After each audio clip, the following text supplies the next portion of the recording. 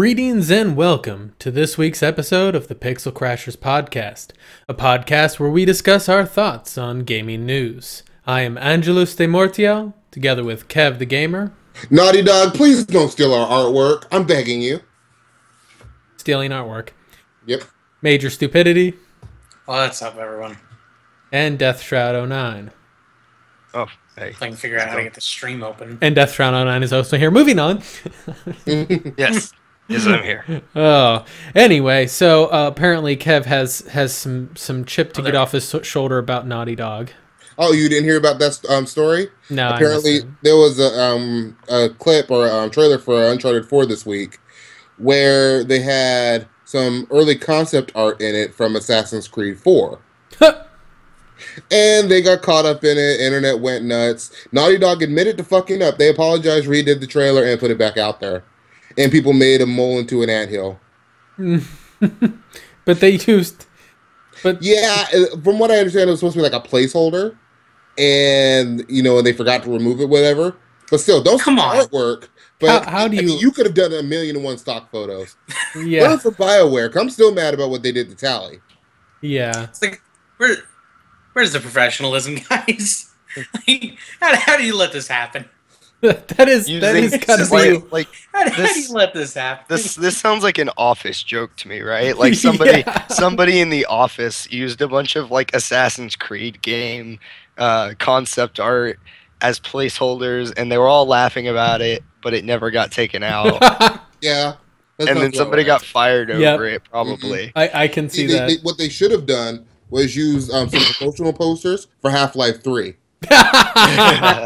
Yes, that would have been great. The internet would have they would have destroyed it. They would have brought down the interwebs. Oh man.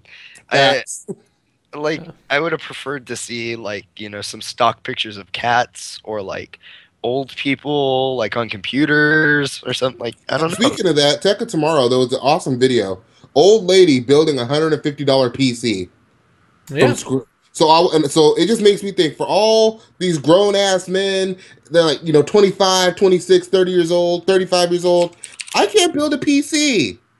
I saw a 70-year-old lady on YouTube build a PC. Hey, you know what? Betty White could build a fucking PC. Betty White is a fucking boss. Let's be real about it. Did you guys see her ad for Deadpool?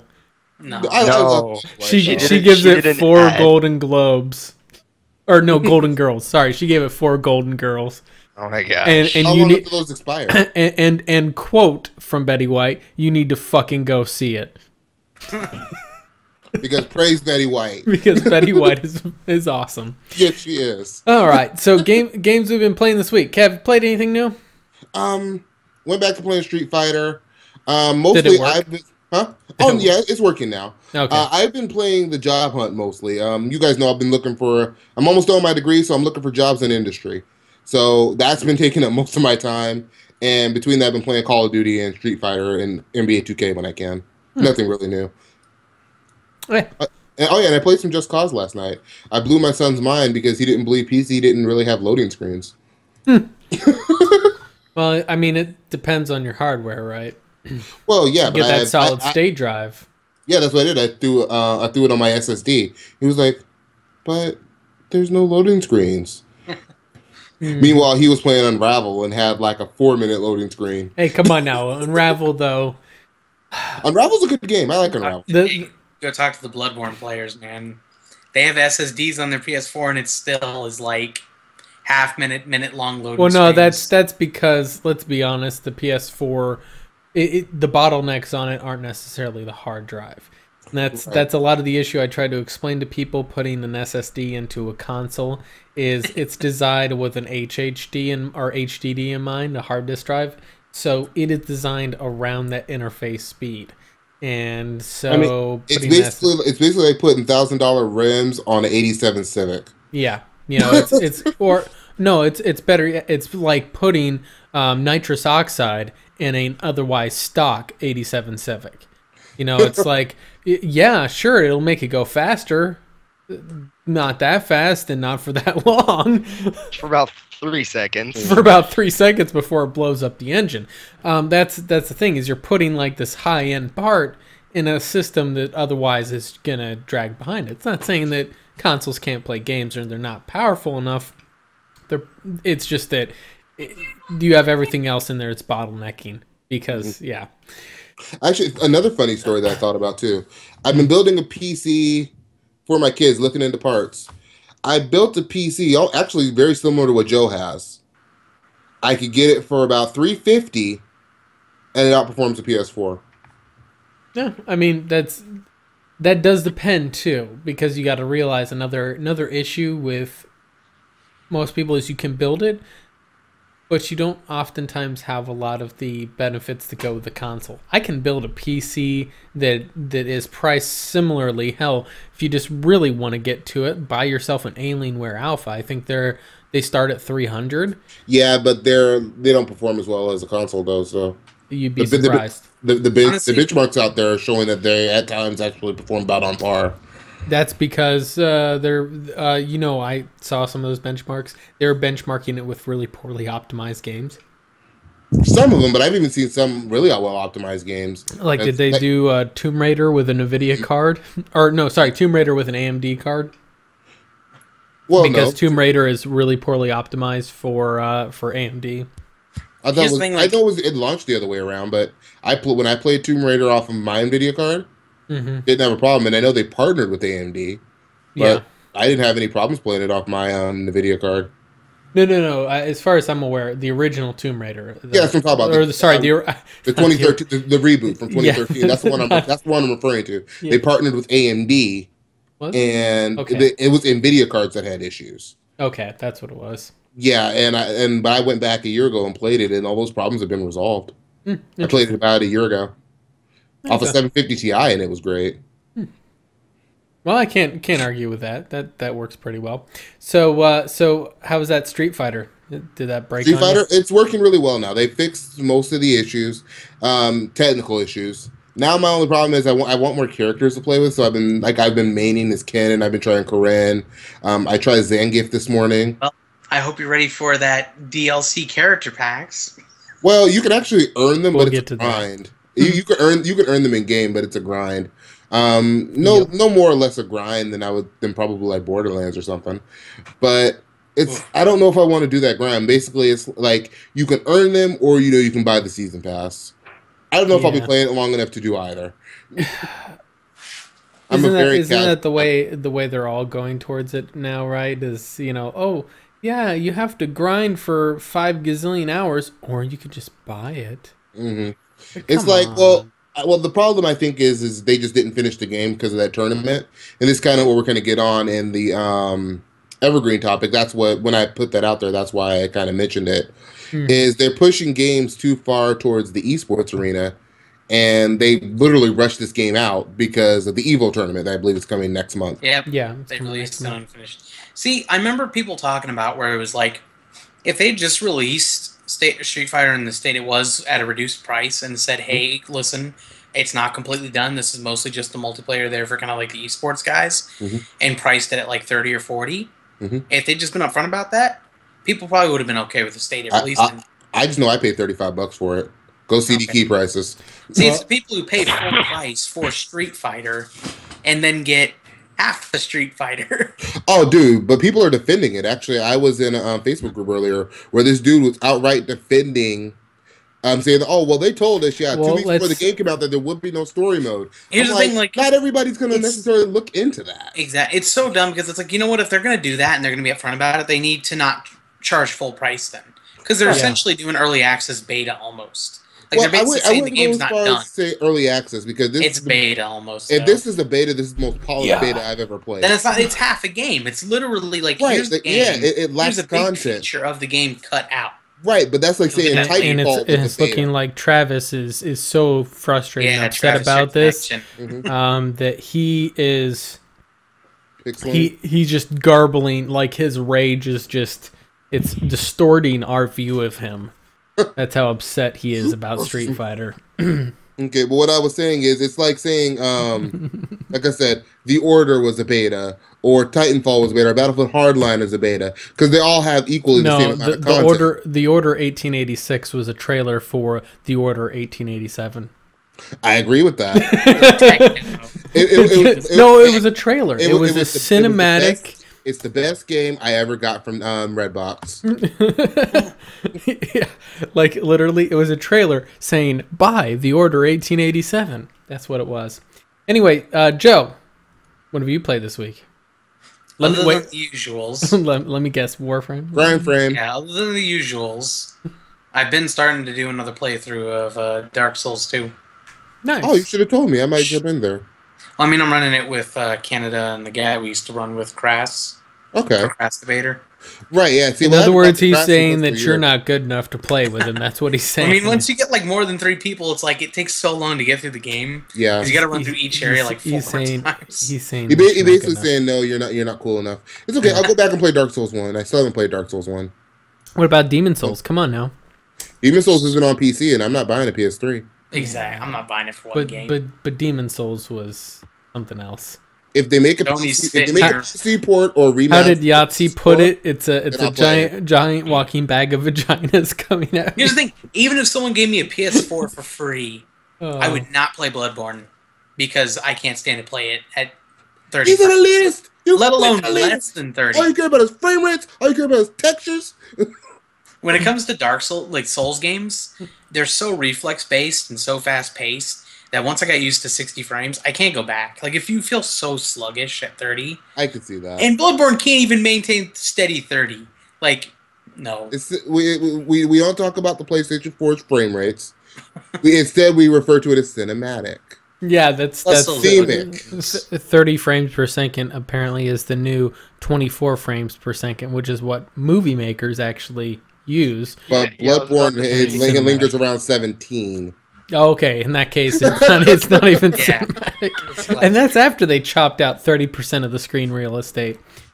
No, you're thinking of the Order that did that, not Bloodborne. Oh, yeah, sorry, that's Bloodborne. Yeah. Mm-hmm. As much as it pains me, because I love the aesthetic, and I love, like, the game visual is gorgeous. Design. So, like, it's yeah. But they sacrifice too much. So, Travis, I'd like to welcome you to the Pixel Crashers, as you have taken on the literal representation of Pixel Crashers. Really yeah, you are something else, man. He looks like one of those aliens from Doctor Who, the Silence. Yeah, he's actually been aliens. possessed by a demon, and the demon doesn't like cameras. So that's really what's going on, guys. I just want to throw it out there. That is not actually Travis. That's I don't know how to spell his name. Travis, you can't. My mic is fine, right? Yeah, it's pretty bad. Travis, you can't be downloading porn while we're doing stream, man. He's playing Terraria while we're playing. That's what's going on. His computer can't handle help both. Travis ascend so he can do podcasts while playing Terraria. Would I mess up your thing by like ending video connection and then? Absolutely, and I don't care. You should probably do it so that way people can actually see you. Oh yeah, but then they won't see my beautiful face. I'm so pretty. No, it just kind of stretches things a little bit. Kev still shows up mostly in frame.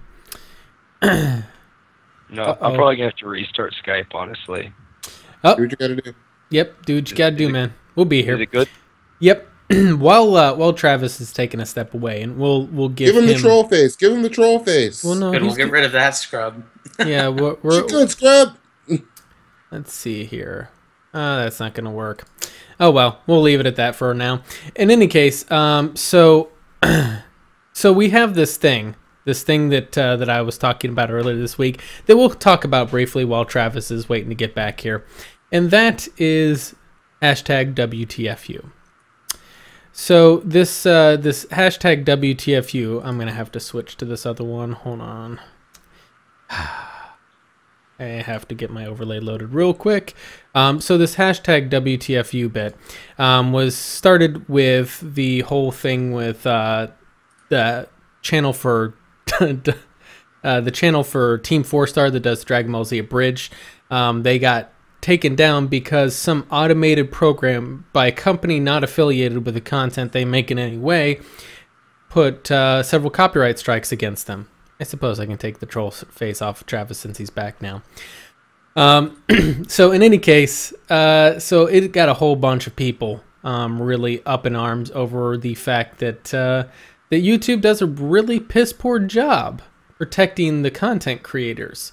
Unless you have 150,000 subs, then no, it's even more than that. Unless you are like literally the top 1% of YouTubers out there, you know, the PewDiePies and the Markipliers and those folks, in which case the content ID crawler doesn't even look at your channel. That's one thing. But the DMCA strikes can happen to anybody, literally.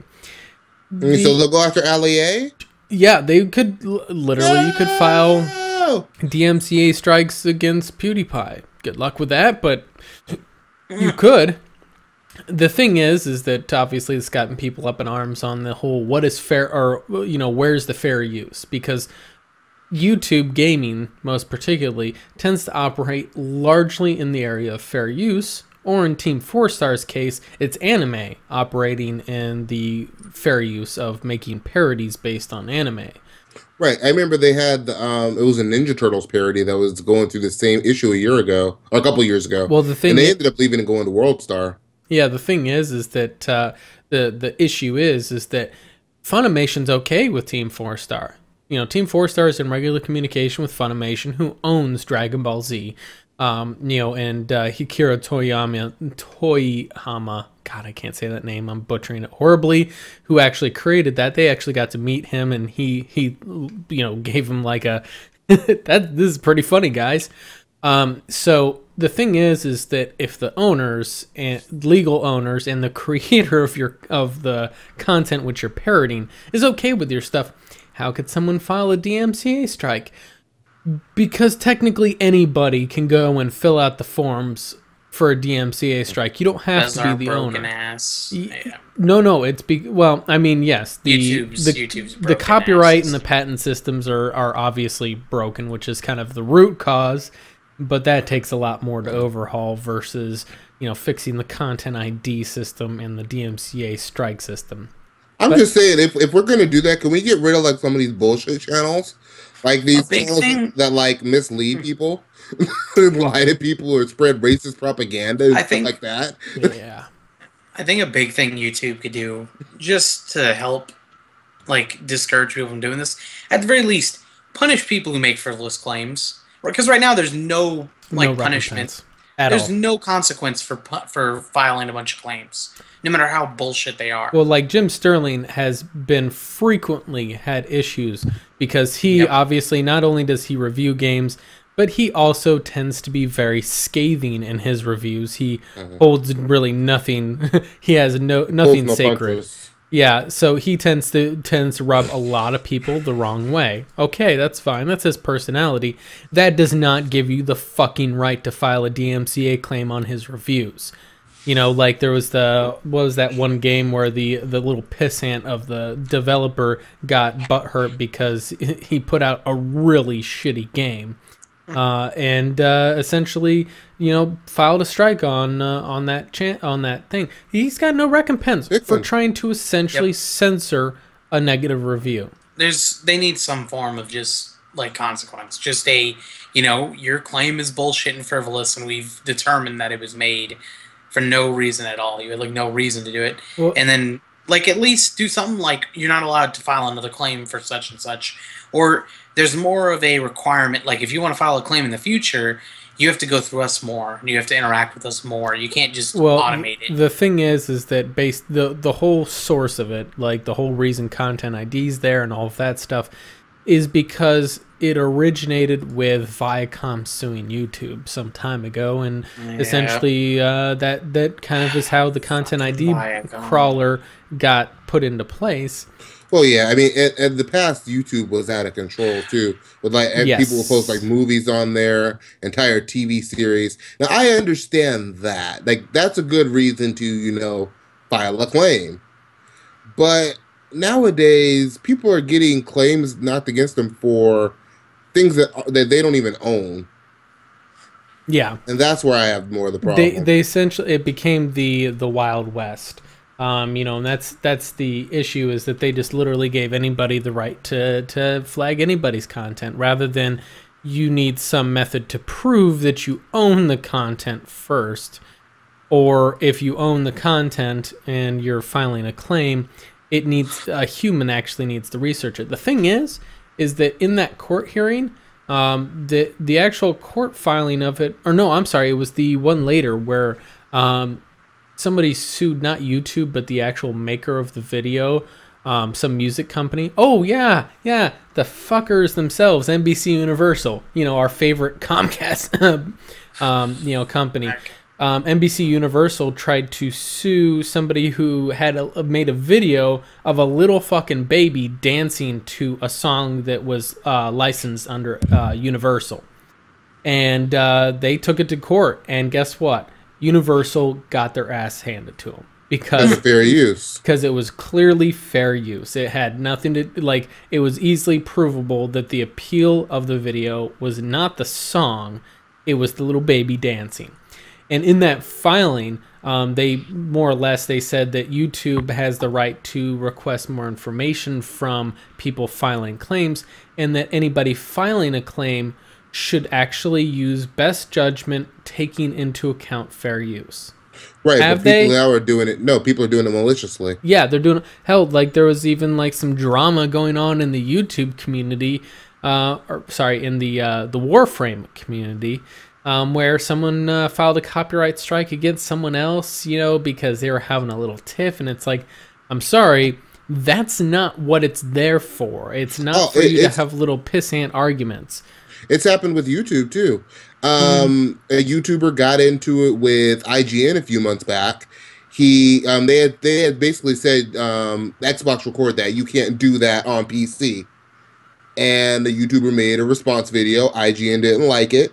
They had the video taken down. He got he got it all squared away, but it happens. It happens all the time. Yeah. And they don't question it. My more favorite one with the content ID bit was someone who did anime reviews, reviewed animes, which, of course we know Japan has some screwy copyright laws, but guess what? They had nothing to do with it in this case.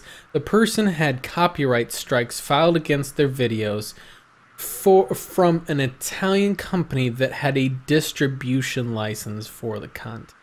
To kind of give an overview on there, what a distribution license is I pay the owner of the content to air that content on whatever my broadcast media is. So if I say it was Hulu has a distribution license for a lot of shows. So does Netflix. It's a license, as in a temporary limited scope of rights to that content. What right does that give a person to file content ID claims on someone's video that's reviewing not just that anime, but multiple animes within an episode? Good question.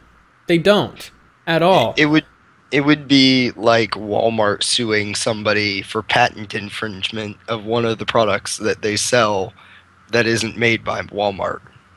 Yeah, well, in this particular case, that instance would be more along the lines of I go into Walmart and I buy Suave brand soap, right? I think that is soap. God, I had to think about it for a minute. Suave brand soap, and then some trucking company that happens to ship Suave soap to that store greets me at the door and says, hey, we need $5 extra for that soap. Right. Because that makes perfect fucking sense. But they have no recourse for it whatsoever. They can do that. And all it's not about whether the content's infringing. They are literally doing it to make extra money off of that content. Because what they do is they file that content ID claim, and then they can collect the ad revenue from that video for 30 days. Because essentially is you file the content ID claim on my video, and then I counter that claim, then you have up to 30 days to take it to a DMCA strike, or, at that point, let it drop automatically. And then at that 30-day mark, you can just take it to the DMCA strike level and continue the process for another 30 days. And I've heard it long time, repeated by many people.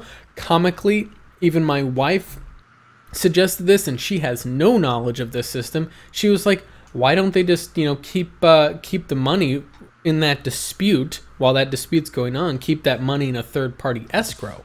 because that makes more sense. That and, would that would require intervention by YouTube. That's why. Yep, because common sense isn't common. You know, that requires, you know, me to not spill coffee on myself. Good job. I really like the coffee, apparently.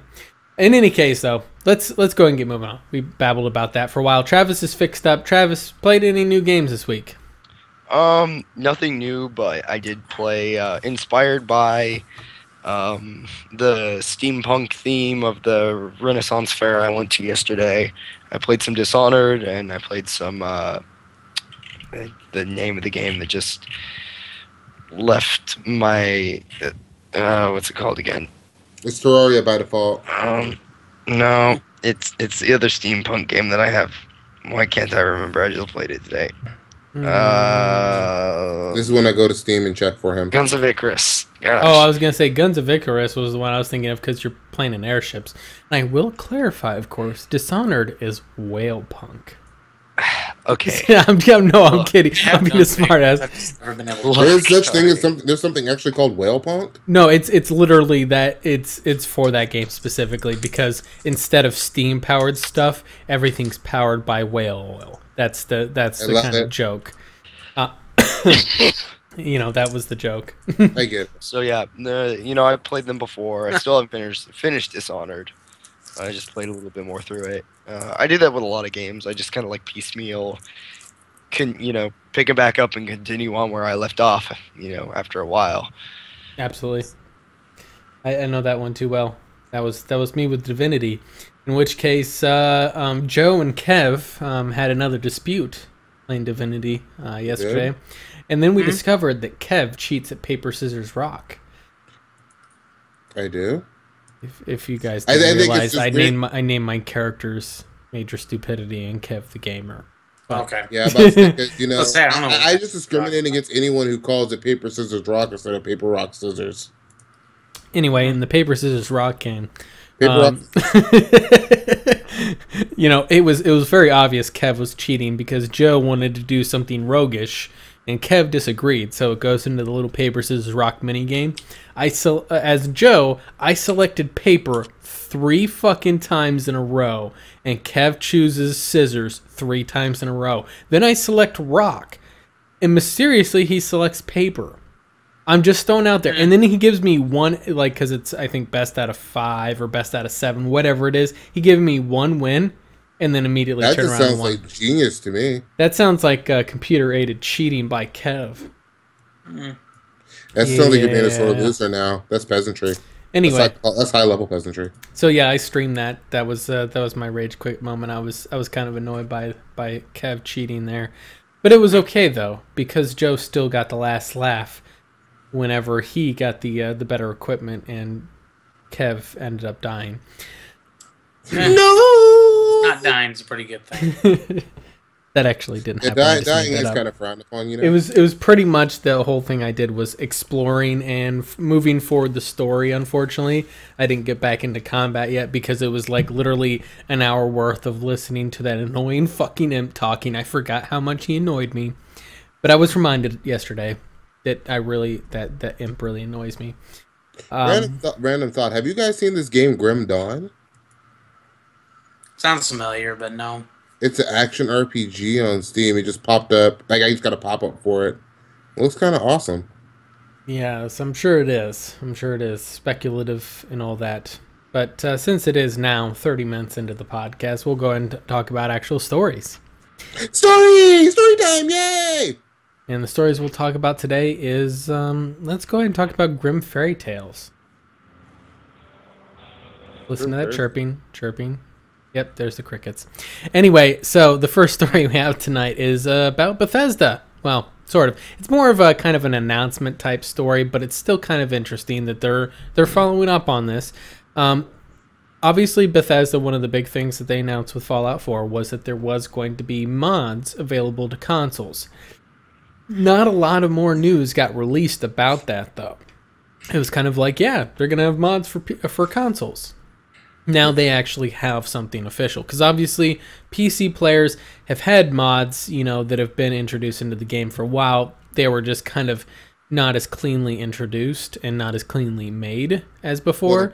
Unofficial. Yeah, they were. Well, I mean, it's unofficial's unofficial. Their unofficial mods would be anything not made by Bethesda, but they can't mesh as well sometimes in the game because they don't have an official creation kit. Well, that's going to be remedied because the creation kit is going to be launched, this spring for PC and console. I believe it's April for PC, May for Xbox, June for PlayStation 4. And I guess my question is, can we expect what can we expect from console modding?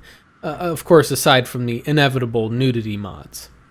Oh, a lot of rage quitting because I think we're going to see a lot of broken PS4s.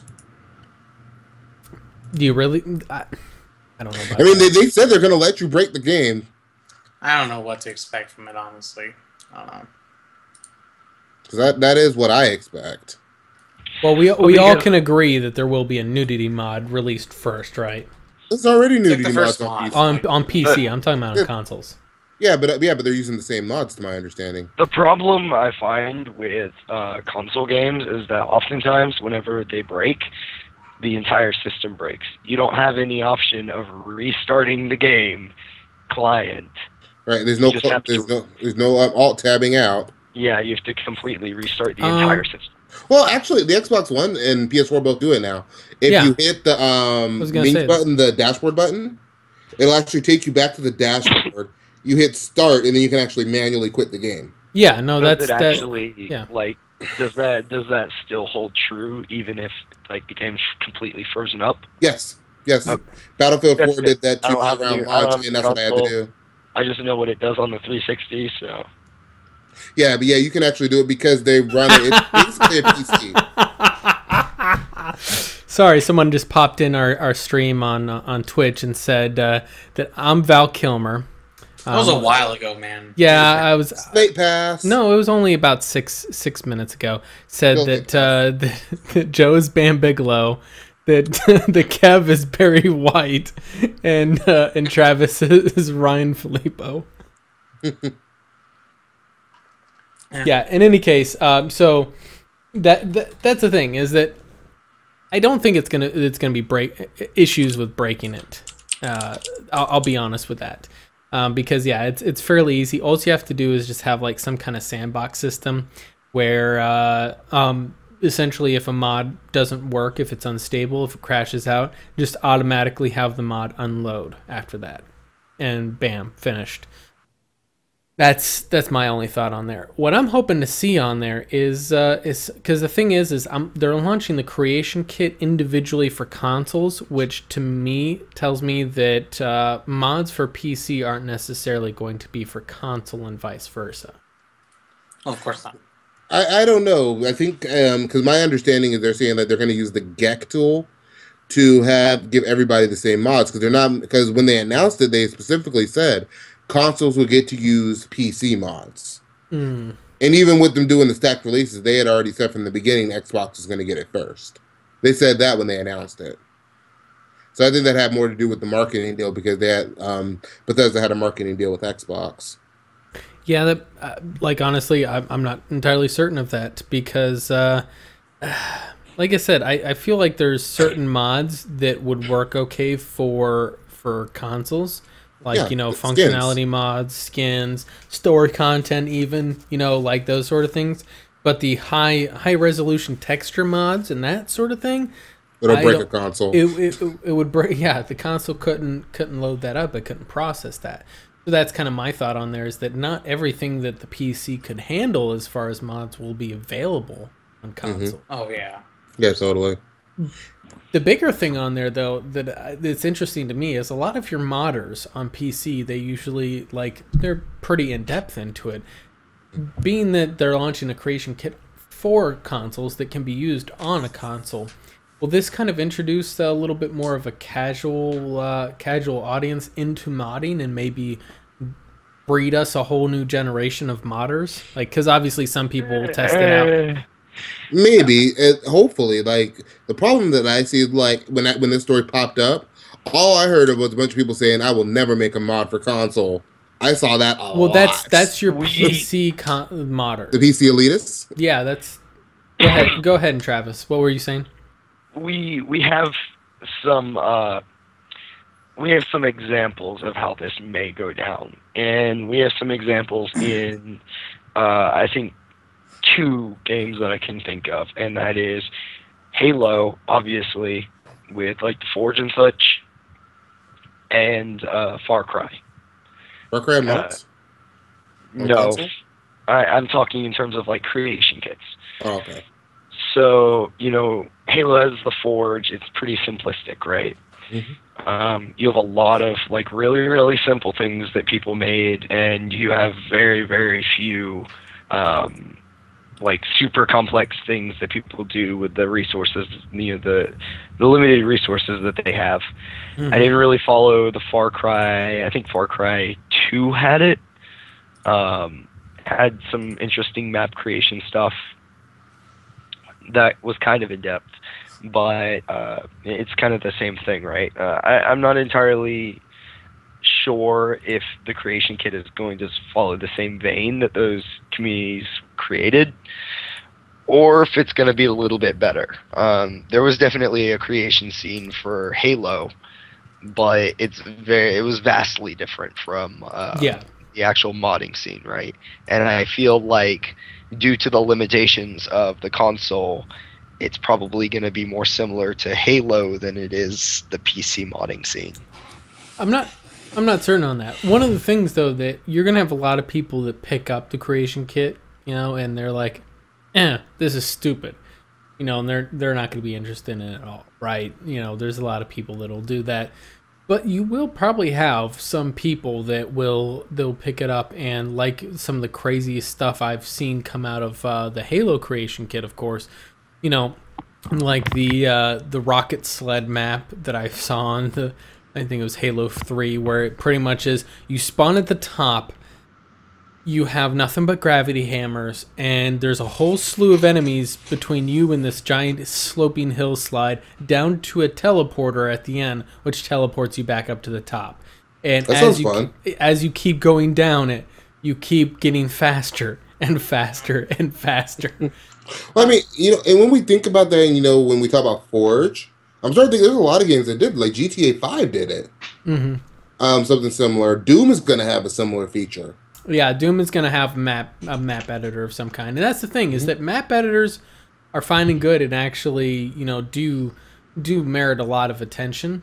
But I think I'm hoping from this creation kit, and we'll see once it's released, that it goes beyond just editing maps. Exactly. Like, the thing is here is that a map editor and an in-game like creation utility is fundamentally vastly different from an actual modding tool used to edit actual game code. And it's like, I feel like comparing them almost doesn't really fit. Like, yes, it's user created content, but one of them is created within the confines, the rules of the game, and the other one fundamentally alters the rules of the game.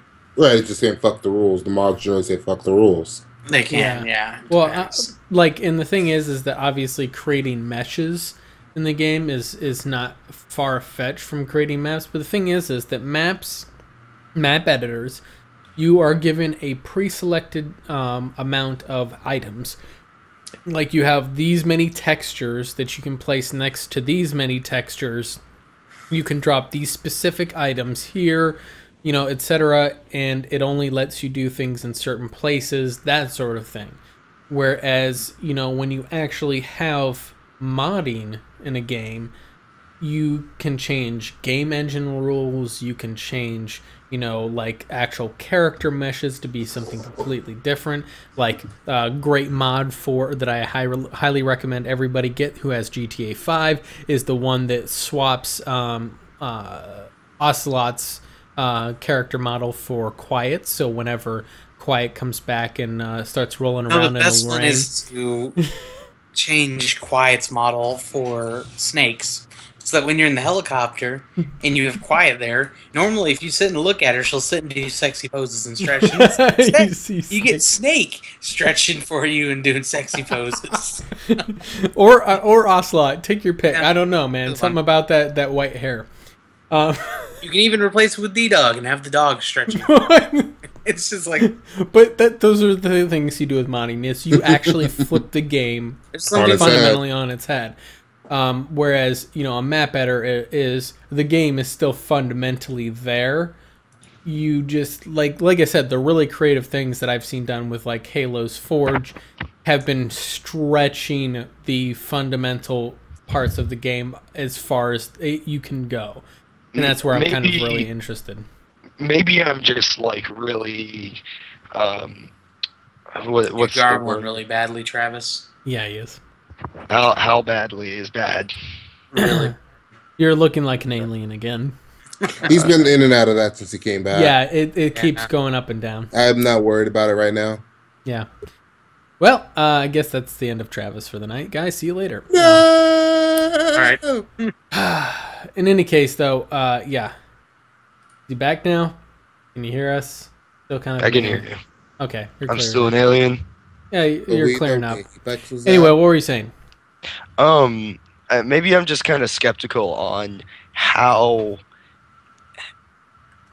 full of a creation kit this is actually going to be for the consoles. I'm pretty skeptical in that. I feel like there's going to be much more limitation than people are speculating. I don't think with the console's UI, it's actually going to be like as massive as we think it would be. Yeah, I don't think it's going to be massive at all. Zyphon, my expectations are. I just want to throw it out there, Travis, that Zyphon's telling you that you need to either spit or swallow. Oh, yeah, shut up. He was talking about when podcast? You were. Yeah, that's what he was saying when you were garbling up. So I just had to share that.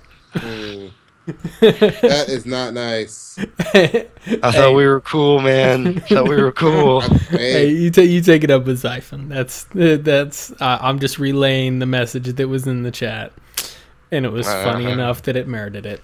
So, in any case, so I suppose we'll see on the creation kit there. But let's go ahead and get moving on to our next story here. So our next story comes to us courtesy of this good old-fashioned guy that you may have heard of named Larry Harib. Of course, everybody knows who Larry Harib is, right? Herb?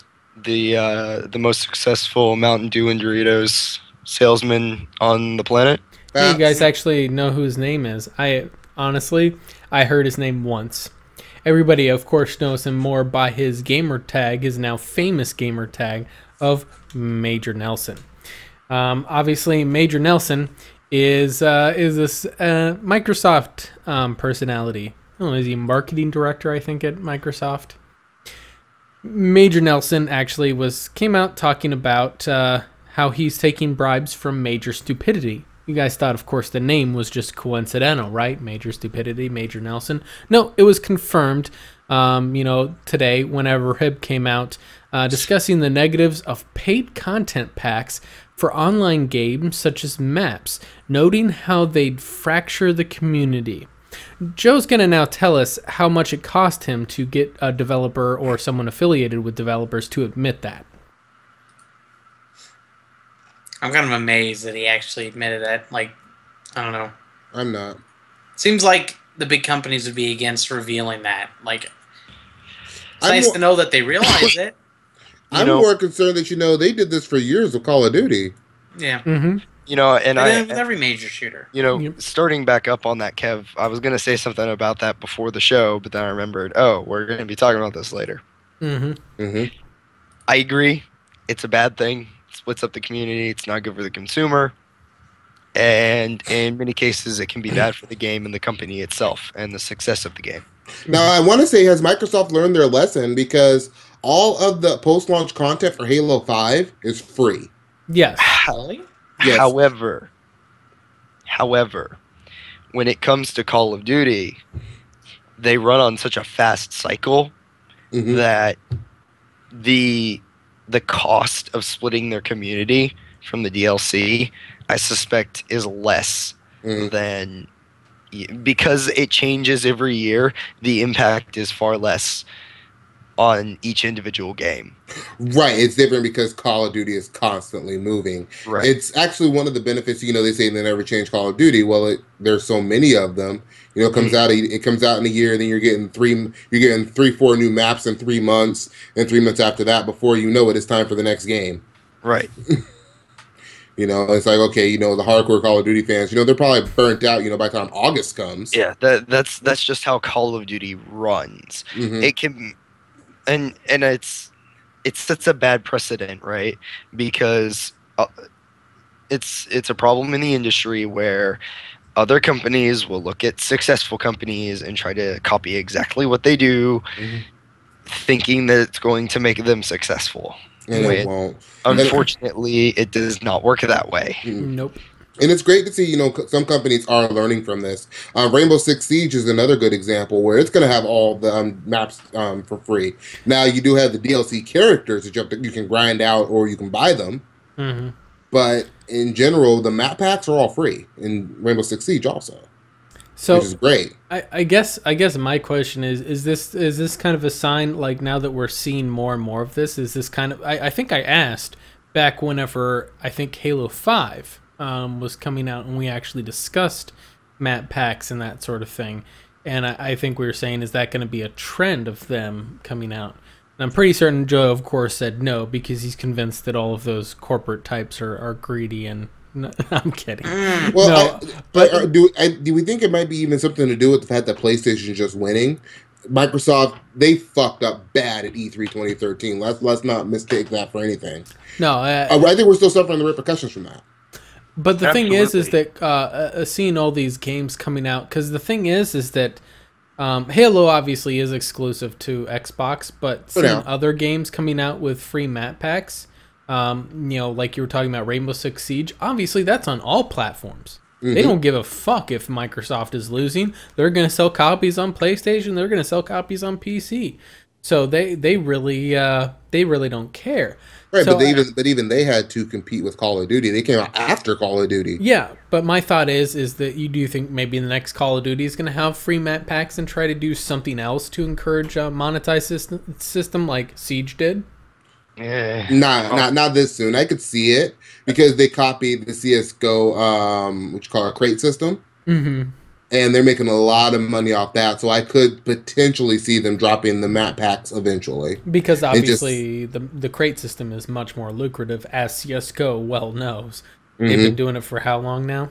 Yeah, and they say for years now, I believe. And I know Call of Duty just started doing it a year ago with Advanced Warfare. Yeah, and it just kind of fascinates me because I like to see changes in like kind of the way it goes. I'm really curious to see if it continues to go this way. Are they all going to end up like Warframe, where we just have hours and hours of grinding, and everything's potentially free? No. I don't see it. Maybe I don't see it. I don't think the Warframe model fits Call of Duty. No, not Call of Duty. And they're all pay to play. So that's a big thing. Yeah, that's a huge thing in Warframe's advantage. So, Bam Bigelow, do you have anything to add to the conversation? I mean, I'm sorry, it's still funny. Val Kilmer, Barry White, Bam Bigelow, and Ryan Filippo. Yeah, that's who's hosting this podcast. Victory. Yep. So Bam, how about that? So how much did it cost you to bribe Major Nelson? Because we know you didn't pull rank on him. You're both the same rank, so that's why you've been quiet this whole time. Is you don't want to give it up. Well, because there's not a whole I don't know. I feels like I've talked about this. Joe basically plays games without DLC anyway. No, I don't. One of my favorite games of all time has a bunch of DLC, and I love the DLC. Oh, what games are you playing now? Fallout New Vegas. I said, what games are you playing now? Because you haven't played New Vegas in a while. Dark Souls 2. True, yeah, you are playing Dark Souls too. And it had great DLC. You still hate the AAA industry. Dark Souls is Eh, the rule. I hate a lot of what they do. What informed consumer does not hate the AAA I don't. industry? I mean, It's one of I the don't. I don't hate the AAA industry. I just hate the console business. I actually don't hate the AAA industry at all. I don't hate them, but I do have reservations about them. I do definitely for certain guys, Ubisoft. I do wait for reviews on their games before purchasing them. Ubisoft. But I don't Warner Brothers. hate them. Warner Brothers, good guy. When you see a port from Warner Brothers, Warner Brother. maybe they just haven't earned my trust back enough, right? Oh, that's what I'm saying is I don't trust them. I no, there's no earning trust. They're like AAA publishers are all corporations. You should never trust them. Mm-mm. But I don't This hate includes them. gaming. I don't hate them. That's the thing is that people say hate, and I'm like, no, I don't hate them. I don't spend that much effort on it. I don't know. Maybe that's just me. No, I'm the same way. Well, there you have it. Barry White does not hate the AAA development or AAA industry. Now I just find myself not caring for their games lately. That's all. See, my problem is, like you said, I don't trust them, and I don't like the console business model.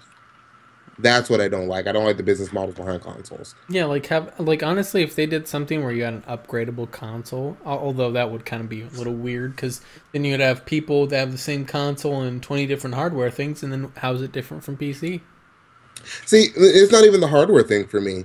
It's the things like paying for online or $60 still for a game that you buy digitally, and then like last week, Xbox Live went down and people couldn't play their digital titles. Yeah, but my question is, there's $60 titles on PC as well, so that's yeah, not really but if Steam, well, we know I like gray keys, but if Steam goes down, you still have like that stealing keys from third world countries. Now little Rafiki is not going to be able to play his games because you fucking stole a key from him. Good job.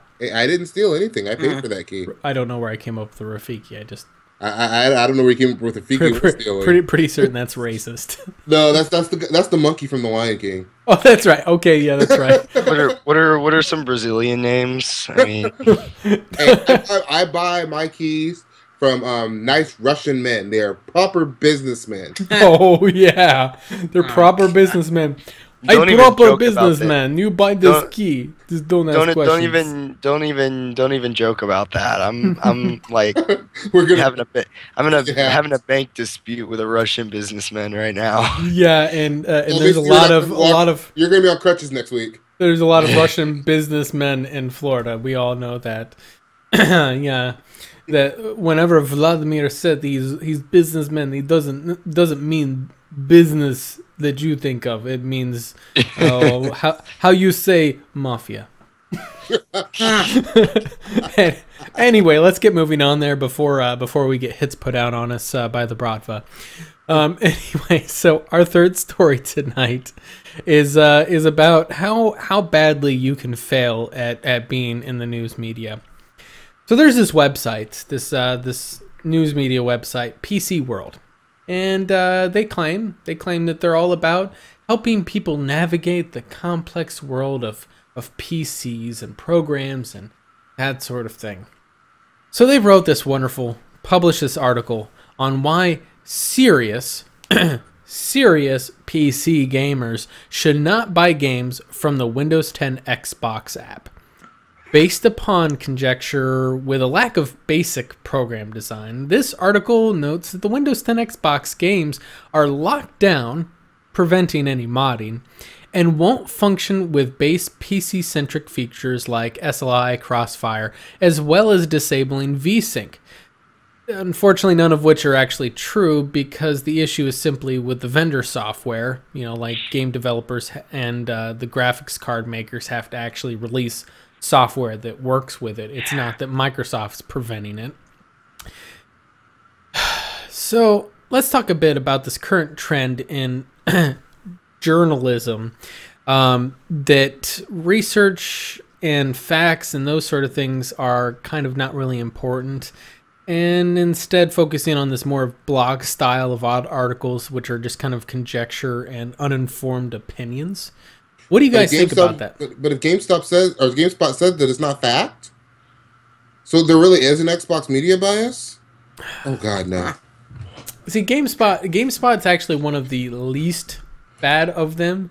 Obviously, with Polygon and IGN being some of the worst. Oh, IGN says some random shit, like we were talking about before when they said, "Oh, I can do Xbox record that. You can't do that on a PC."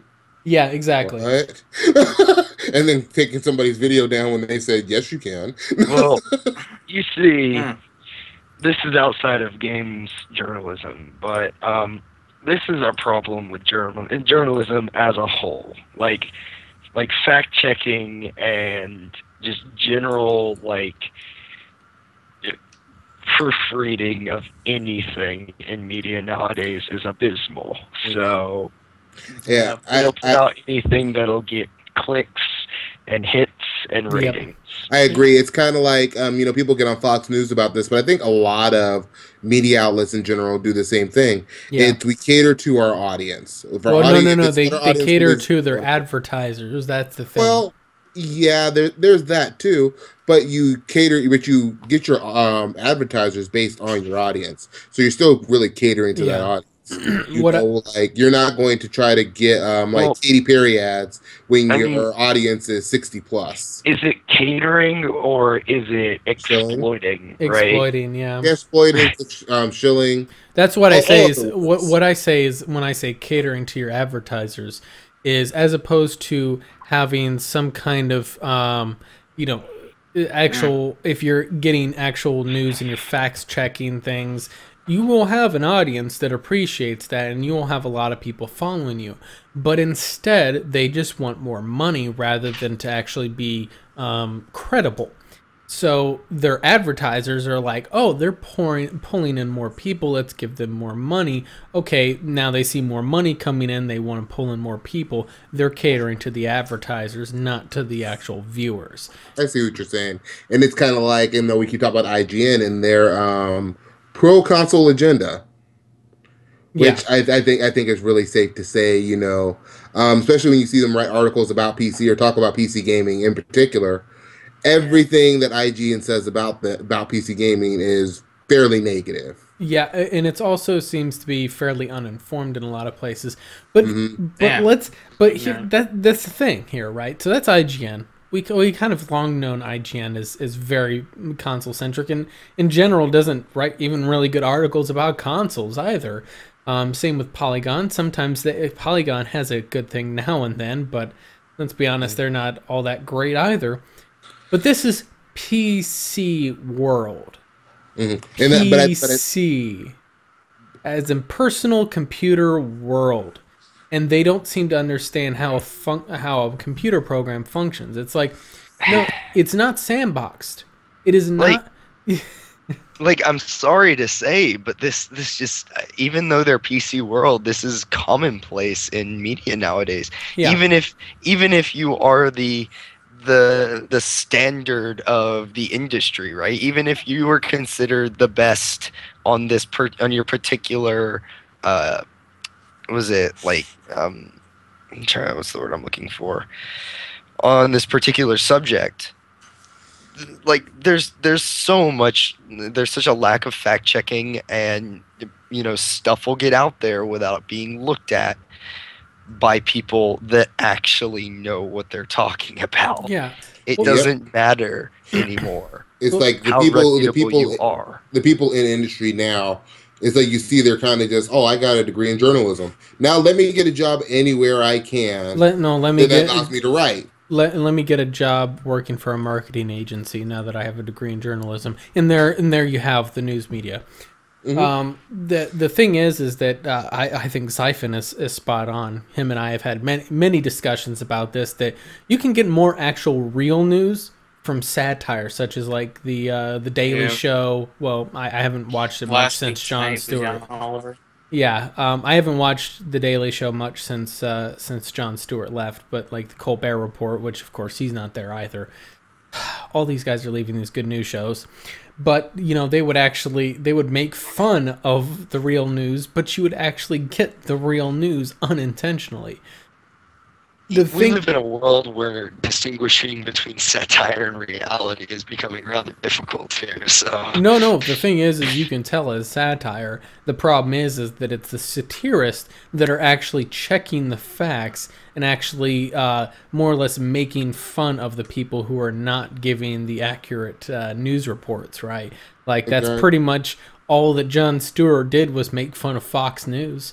You know, and it's not necessarily a political thing. It was more of, if you're just gonna, you know, more or less be emotional and not objective like news media is supposed to be, he's gonna tear India. And just to clarify for people, what I'm talking about with PCWorld is the reason why this claim came out about the Xbox games purchased on your Windows 10 PC. That they will have these issues is because they don't use a traditional .exe file. They use a .appx file, which is a Windows 10 thing. It's meant to make them compatible across devices. AppX files are also used by the Xbox One console and also Windows 10 mobile devices. So essentially, the idea is that this is a unifying platform for a developer to code on. Makes it a lot easier to program for PC and console unified. But the problem is that if I want frame rate counters for a game, for example, if I want to change the frame rates, or if I want to measure the frame rates, my program that I use to measure the frame rate, be it Fraps, be it GeForce Experience, whatever, they have to know how to detect AppX programs. Right now, they're not coded for that. They're just coded to look at exe files. That's the problem. That GeForce and Fraps have not been updated for this new system yet. Well, GeForce is as simple as going in there and going into your privacy setting, saying, hey, just record everything on my desktop. It should work out. No. I'm not talking about shadow play. I'm talking about the actual frame counter that you can enable in GeForce, I believe. Right, yeah. You actually enable it. It's in the whole shadow play thing. Like, it's all part of the same app. Oh, okay. But, and the thing is that, like, for example, on my G13, it's got, it actually operates through my graphics card. My graphics card uses a version of Rivia Tuner, specifically designed for MSI, that actually outputs frame counter to my G13. Well, that G13 only detects the frame rates when it detects a game running, unfortunately. If it can't detect the game running, I'm not going to get any frames per second. That is not a problem with Microsoft's Xbox Store.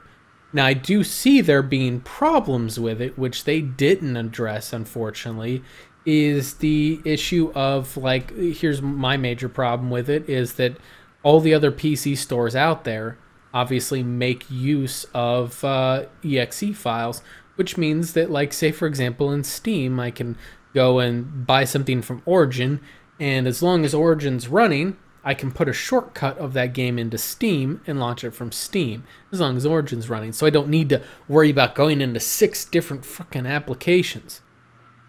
The way that Microsoft has cleverly done it, and this is the problem I do have, is I can go and I can put other video games that I have on my PC into the Xbox app and launch them from the Xbox app, but you can't do it the other way around. So I can't have all my games, from the Xbox app into Steam. That's a problem. That's an issue, is that they're essentially more or less trying to muscle out Steam or other game clients. Yeah, good luck with that. Yeah, you're not going to... We were actually talking about this a little bit before the show, where I was saying, I'm to the point where I don't even want to deal with applications that aren't Steam. Like, I really don't want to deal with you playing Origin anymore. I'd rather just go... What about GOG? GOG? I don't mess with GOG in the first place, really. Like, I'm not big on GOG. I love... Because you don't have to run GOG. Like, you buy their games. I'm saying I don't even really buy games from there. Like, me and Joe have talked about this. I don't know if I've talked to you about it, Morty. If I have the choice between buying from Steam and GOG, I'm still going to buy from Steam. That's just my preference. What I want to know about GOG is if you buy the game from there, can you add it to your Steam library and will it play without opening up the GOG client? Because see, you can do a lot of things. Yeah, the GOG client is optional. You never have to use the GOG client. You see, that's the problem I have with that. Yes, I can add my games to the Steam client, but it still forces me to go through Uplay and Origin and like have them open and deal with all the nonsense. Right, GOG, you don't have to do that. GOG, you don't even have to have Steam open. You can just have a shortcut on your desktop. See, that's acceptable. That's fine. Yeah, see, well, the reason I like the Steam client is because it's neat, it's clean, everything is right there. Mm-hmm. You know, and for me, it's a convenience thing. I like the convenience of Steam, and I like Steam achievements too. So there's that. Yeah, it's Leo gonna win tonight. Yeah. Anyway, so the thing is that that's kind of the issue I have, is that I like a unifying platform where I can have all of my games, and what I prefer is I prefer to choose my own, just because I personally like to use Steam, or let's say for argument's sake, Kev likes to use Steam over there, and and I like to use Origin, and Joe likes to use Uplay, and then Travis likes to use GOG. We should all be able to import the games purchased on the other platforms, at least the shortcuts, into those clients to launch them from whatever our chosen platform is. And we should be able to do that. Well, what the Xbox app has done, at least so far, unless Steam somehow updates itself in the future to detect AppX programs, we don't know. But maybe that's something that'll change. But right now, as it is, it's a one-way street, and that bugs me. That I can put other games into the Xbox app, but I can't do it the other way. That screams a little bit of the old school monopolistic mentality that Microsoft's had in the past. Very much so. And I don't even know, like, I'm looking at GOG now. Can you even, using the Galaxy, put EXEs into GOG Galaxy? I'm not seeing it. I don't know. I haven't really messed with it in a while, so I don't use. There's really no need to. I like the Galaxy application. Mm-hmm. Problem is, GOG just doesn't have a lot of games that I personally want to play. Yeah, it is limited, unfortunately. Well, it's not like I go there for like retro games. Well, the thing is that they have a very I guess the mentality behind the client is very upstanding, because obviously it's made by CD Projekt Red, who apparently are the messiahs of the PC gaming world, who are the last to be corrupted. Don't worry, EA will get to you too. Yeah, like I like GOG themselves. Like, I love their business model. Mm-hmm. I even think Galaxy is pretty cool. For me, it literally is just that it's inconvenient, out of the way, and I don't necessarily even think about it when I'm playing games. Like, I kind of go where I know my games are, and that's Steam, to a lesser extent, Origin and Uplay. Yeah, I can understand that. And like I said, it should be about choice, though. That's my major thing. Mm-hmm. What I would love to see happen is eventually we get all games across all of the platforms on PC, and like you said, we can choose. Like, if I want to buy all my PC games on the Xbox store or on the Windows 10 store and play them through the Windows 10 or Xbox app, I should be able to do that. If I want to play them all on Steam or Origin or Uplay or whatever, I should be able to buy them wherever I want, play them wherever I want, keep all my stuff in one place. And find a way to do the matchmaking so that we can all still go to play the games together. Absolutely. Yep, I can see that. Anyway, so someone posting in the Skype chat, being not saying it out loud. Go ahead and say it out loud, or else I will put the chat up there, so everybody can read what we've been saying in private. What, that Joe needs caffeine? Yeah. Yep. Apparently he's falling I was gonna. I caught myself a moment ago. I was starting to like. I was gonna make a just comment. for some reason I'm like. Because for everybody who doesn't know, Joe usually has coffee in that cup. Mm-hmm. When they sip it on the whole time, I usually drink water. There's times where I've gone without coffee. I don't know why. Well, I just drank this entire thing full of coffee not too long ago, so he's hyper. Let's zoom that in. There we go. Fresh coffee. It's teasing you, Joe. It's teasing you. Anyway, moving on. Let's go ahead and get on to our thing before Joe actually does fall asleep here. So, evergreen topic tonight. Good topic. Devised by, of course, somebody else other than Kev. Oh wait, never mind. It was Kev. I devised most of the show tonight. Actually, I think I devised all the show tonight. You made it pretty. What happens is you post up a story that I know that you're thinking about talking about it one way, and then I twist it like that PCWorld thing. I know that you were essentially looking at that like, oh, you shouldn't use the Windows 10 app, and then I twisted it on you. I turned it around. Oh no, actually, I just did it because I thought it was an interesting story. Okay. Anyway, so our evergreen topic tonight, we're going to talk about how does developing a game for esports affect different players, such as you have obviously when I say designed for esports, I mean obviously like you have like Dota and Halo and games like that are obviously geared towards the esports scene. How does it affect players that might be average players, more casual, to the hardcore non-professional players, to the actual professional players? And now, we're going to start with Joe. I want to preface this too, because when I put this out there, I was specifically thinking about Street Fighter V and the way they released it around the Evo tournament. Yeah. That's where I was going with this. Now, and we'll touch on that because that obviously affects the average players. But I want to broaden the scope, because we have the casual players, we have like the kind of more hardcore amateur players, and then we have professional players. And it's not to say that any one is necessarily more skilled than the other. It's just their mentality towards the game, right? The casual players, I just enjoy playing this for a couple hours every night. The hardcore ones, like, this consumes my world. I want to learn every facet of the game. I love the lore. I love reading the books about the game. Mass Effect. Yeah. I did it.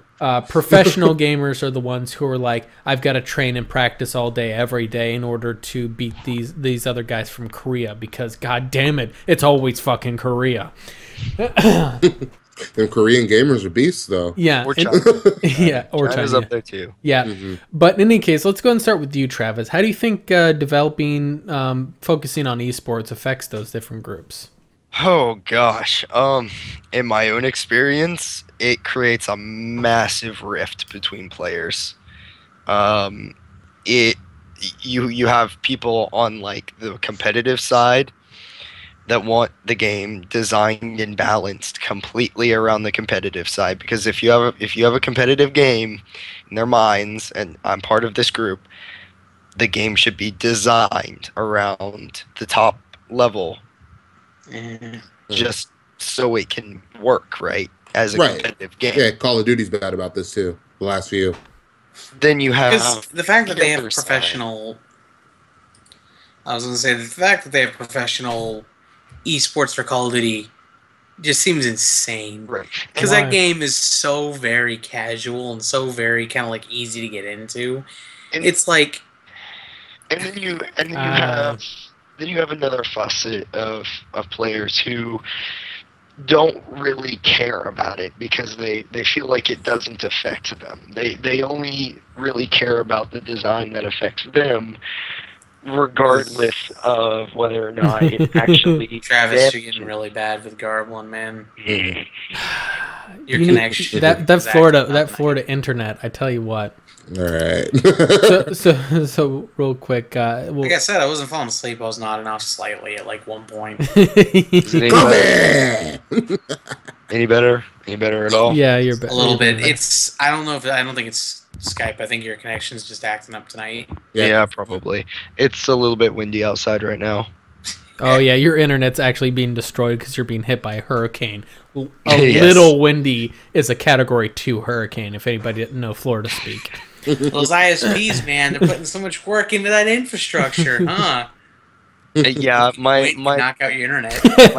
my internet and my power go out pretty much anytime it rains too heavily. That's is crazy. It is 2016. The weather should not be affecting your stuff that easily. Oh my Joe. All right, back on topic, guys.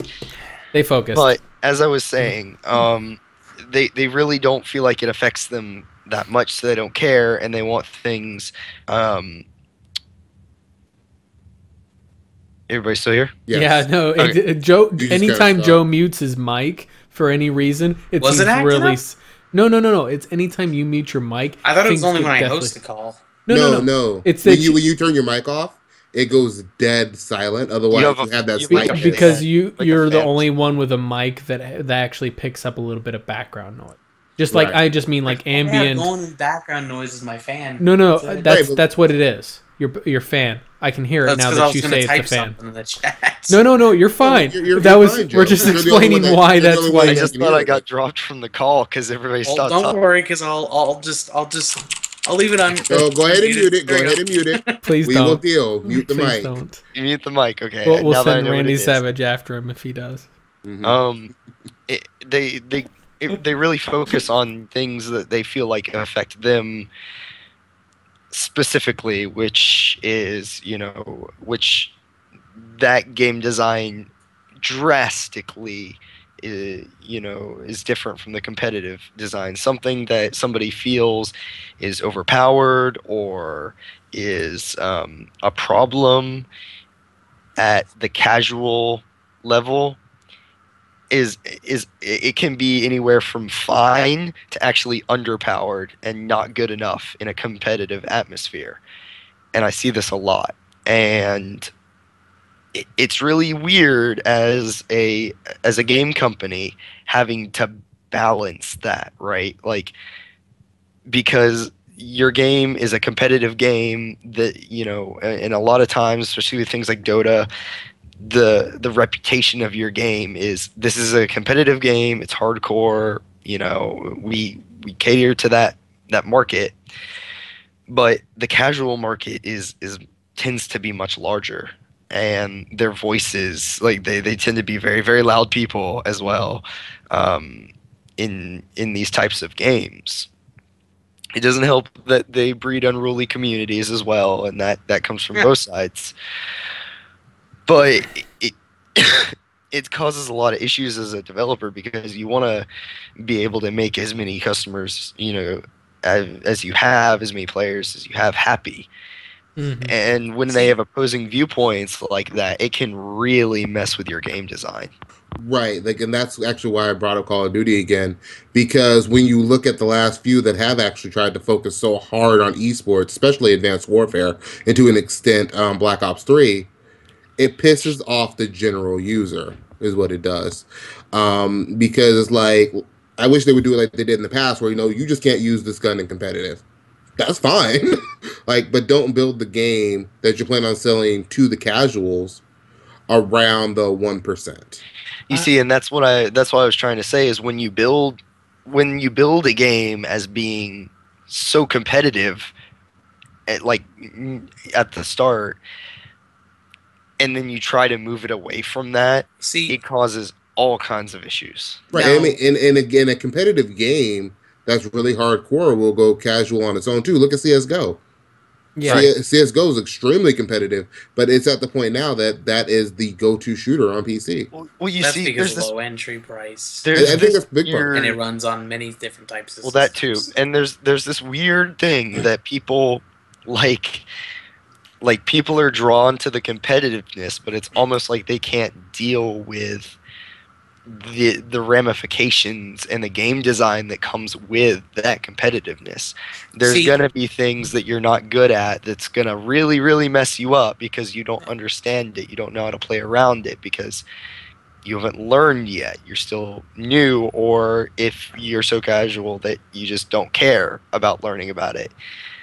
And that's a problem. Mm-hmm. Because you can't design a competitive game around people that don't care about learning the ins and outs of the game. I'm gonna disagree with that in a moment, but just so we keep it moving around there, let's give a spotlight on Joe here a little bit and get. Come on, Bam. I was just trying to say for a little bit. I was trying to say, Hearthstone has some of these issues. Like, as much as I love Hearthstone and I like watching the competitive scene, that is a card game which is so weird because it wants to be very competitive, and it does. It has very large tournaments, and yet it is like the most casual like card game out there in that type of genre compared to its competitors like Magic the Gathering or stuff like Yu-Gi-Oh or any of those collectible card games. It's like Hearthstone is relatively casual.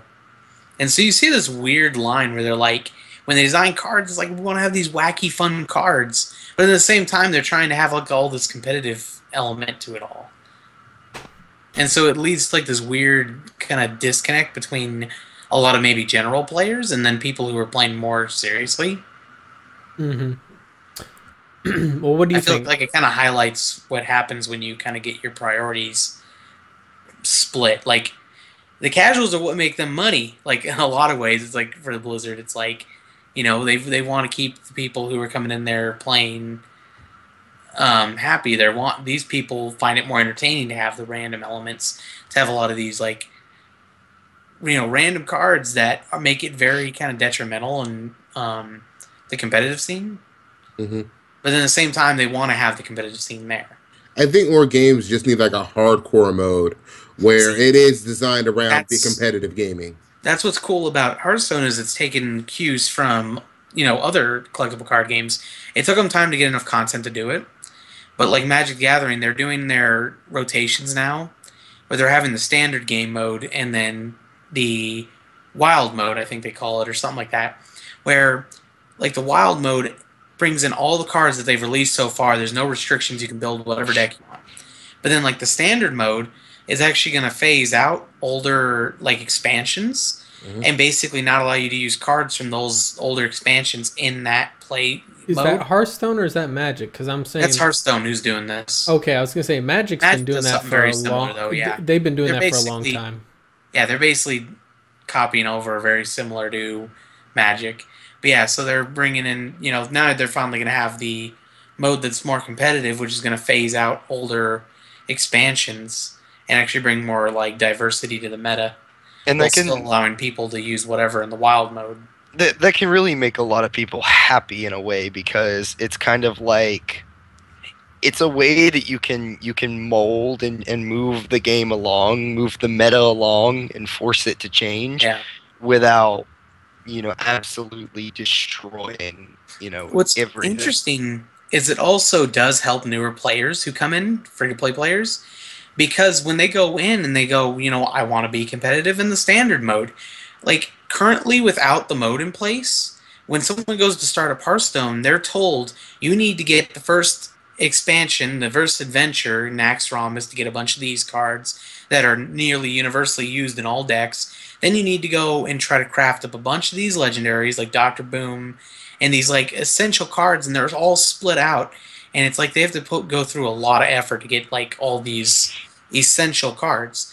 And so you have the standard mode comes in, and it's like they only have to worry about cards from the newest expansion and then the base set. They don't have to worry about all the cards. What you're explaining is exactly why I stopped playing Hearthstone. Like, I tried it, I'm like, I can't even compete. Like, it's not fun. I'm just getting destroyed online because I don't have the decks to compete with the guys that have been playing for like a year or two. Let's be honest, though. Like, whenever... I haven't played it as much recently. I played it a decent amount. You can do all right with a lot of the basic sets, but honestly, one of the things I noticed about the game, just as I was trying to get familiar with all the cards and the different functions of it, I played like through all of the basic computer simulations or the computer AI opponents in order to unlock the basic decks. Holy shit, like, I realized, because I didn't know how to play the game, I wasn't familiar with anything really. I knew Magic, which has some similarities, but that's about it. That fucking computer takes no goddamn prisoners, even on the easy tutorial mode. It brutalizes you. And that puts a lot of people off, immediately offhand. It's like, hey, letting people unlock the deck, you probably shouldn't have the AI tuned up that high. They do have a hard mode for that AI. And it's brutal as shit, and I'm fine with that. Like, give me that hard mode. I found the AI really, really easy to beat, but all right. Well, look at somebody maybe like me, like Hearthstone. Here's the thing: I don't even play Hearthstone. I mean, like, it was as my much first. As I say I love Hearthstone, I don't even play it. Like, I just love watching. Like I said, I haven't played in a long time. This was back when it first released, and I went through and got all the decks unlocked. Don't know if that's changed. I think about someone like me too. Like, this is the first kind of card game I played in that sense. So while you say it's easy, it's like I'm still kind of understanding the Here's the thing: mechanics. I don't play card games. Like this is I the throw first card game spades. That's I've like the paid only card attention game to I at all. play. Yeah, I played a lot of Magic. Anyway, like I said, I don't not I don't the even play actual card games physical usually. card game, because I'm not that elite. You know, You don't have the money to sink into it. yeah, Right? all the MTG guys out there are like, he didn't play the physical card man. game. He's not good at this. You know, but I played, you know, Magic 2013 and 2014 considerably, which are essentially like, that is honestly like a very distilled, watered down version of Magic the Gathering. And then I played several hours into the Magic Duels that came out, the free-to-play Magic game, which, Yeah. to be honest, is much more akin to the actual physical card game. It's free-to-play. You have to earn money to get the new grind out to get booster packs, or you can buy them with money, and you can build your own decks completely from scratch. And I realized that I'm not so good at that. So I actually got good at building decks from Magic Get good, Duels, Scrub! because good God, I was sucking at that, because I'd be like, oh yeah, this deck sounds awesome in theory. I've got all these ideas on how this synergizes with that, and then I'd take it against just a tester against an easy opponent and get fucking wrecked. And I'm like, yeah, so I'm not so good at that. So I learned. See, that I'm okay with, because that's branching out. I know how to play the game. You know, I just needed to know that aspect of building a deck and how to properly do it, which is something that, you know, the Duels of the Planewalkers games did not teach you, because it pretty much handed you, here's a pre-made deck, you know, go and have fun with it, and it's already balanced, it's already got the right stuff put together. You just have to know the theme of it, like, is it an aura deck, or is it a control deck, and that sort of thing. I don't know, like, yes, Duels is cheaper than Tabletop, but only because you don't run into the collectible card prices, Ivan. If you took out, like, collectible cards that can run hundreds of dollars on eBay or whatever, the prices are not going to be that far different, because it's usually a few bucks for a booster pack. That's about what it is in the actual Duels game, so... So now that we've talked a lot about balancing too, we haven't talked about much how it actually affects the casual player. And I don't mean casual like, you know, the guy that plays it like 2 hours every day like you're saying. I mean the casual guy that maybe just plays that game on the weekend. You know, maybe he works 40 hours a week. He has like, you know, a couple days on the weekend to play, and that's the game he likes to play. Yeah, and that's what I was gonna get to on there. I got sidetracked on Magic. The thing is that when I say casual, I mean someone who just plays it for a little bit of downtime. The amount of time he plays it can vary greatly. Right, the guys that just play it because it's fun. Yeah, they just play it for fun. It's entertainment. Not necessarily less skill, not necessarily a less actual amount of hours played as those other groups. It's all in the mentality, right? A casual gamer just is playing it for recreation, relaxation, that like sort of thing. When it comes to Warframe. Yeah, like honestly, like I'm very casual. I really don't get a whole heavy amount into the grinding, because I would get, well, I already get frustrated as shit from the, I played this mission 6 times and didn't get what I fucking wanted. That bugs me, because I'm really not hardcore into Warframe. You saw me back in if you would have seen me back in the days of Halo 2, different mentality there. Like, I knew everything. Hold on real quick, I do have to step away. Something's coming up. Go check on his house is exploding. Guys, keep the camera rolling. We're now in the news media. Keep the camera rolling. We're going to Joe's house now. No, anyway, so this is my thing on there, is that the way that casual gamers run into games that are balanced for pro, like, because here's the thing, Warframe is a very casual designed experience. When I say casual, I don't necessarily mean newbie, because the noob experience in that game is very poor. But I mean casual as in, it doesn't take a lot of thought. There's not a lot of difficulty in the game. Like, the difficulty is you do less damage to the enemies and they do more damage. That's not difficulty. That's bullet sponge. Mm-hmm. Whereas if you got into like and the thing is that's a co-op game too. I mean, there's PvP in there, but nobody fucking plays that. Let's be honest. Okay. With a PvP game though, like, and I'll take two examples of a PvP game that I have personal experience with. Is you have, like, say for example, Halo 2. The multiplayer is entirely based around PvP. There is the co-op PvE experience, but we're keeping it into the multiplayer. And then you have a game like, say, Mass Effect, which is PvE. Those are two ones that I have extensive experience in. The mentality of the players in Halo 2, and this is obviously almost, and no, it was a decade ago. The mentality of the players in there was very intense. So that game was not actually originally designed for esports. That was when esports wasn't even kind of really a thing. It was still up and coming. The most out of esports you get was the little Madden get-togethers that NFL would throw together.